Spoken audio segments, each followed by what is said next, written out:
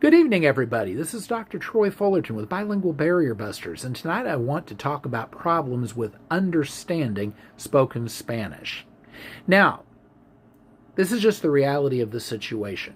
Whenever you develop foreign language skills, the skills that you practice and the skills that you spend the most of your time with are the ones you're going to be good at, but the skills that you don't practice as much, those are going to be your weaker muscles. And it can be very frustrating at first. Now let me let you in on a little secret here. This happens with everybody.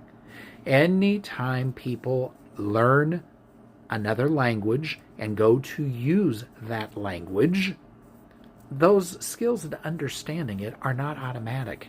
You can become quite adept at using your language. You can know the words, study the vocabulary, have an immense vocabulary, know the grammar very well, be able to write and spell correctly, be able to read and do very well reading, even on an academic level, and still struggle to understand what you're hearing, sometimes more than others.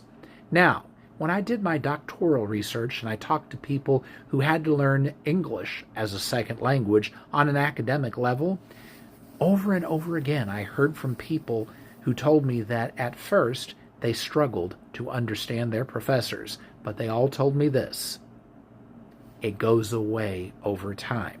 That's what I want to tell you. Hang in there and use that skill.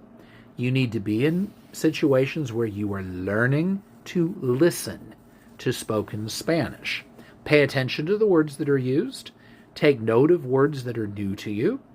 But if you don't understand something, try to clarify it. Now, there are a lot of opportunities to do that nowadays that we didn't used to have. There's YouTube. You can pull up documentaries. You can pull up things and listen, slow it down, listen to it, speed it up again. I've talked about that in other videos, but it particularly pertains to this one.